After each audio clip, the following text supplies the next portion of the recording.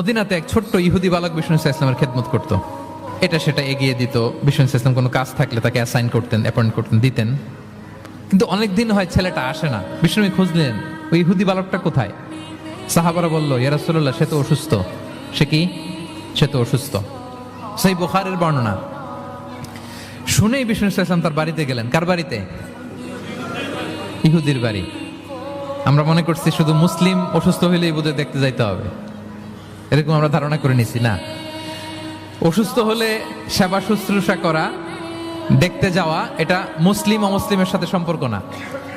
যে কোনো ধর্মের, যে কোনো বর্ণের, যে কোনো চিন্তার অসুস্থ হইলেই আপনার নেইবার, এদিকে খ্রিস্টান যাবেন, এদিকে জুইশ যাবেন, ভিজিটিং সিক ফর অল, সবার জন্য এটা। বিষ্ণু ইসলাম গেলেন, যে তার পাশে, মাথার পাশে বসলেন। বসে তিনি বললেন, ইয়া গোলাম আসলিম, হে বালক, তুমি ইসলাম ধর্ম গ্রহণ করো। এতদিন খেদমত করছে, বলে নাই। অনেকদিন খেদমত করছে, একদিনও বলে নাই।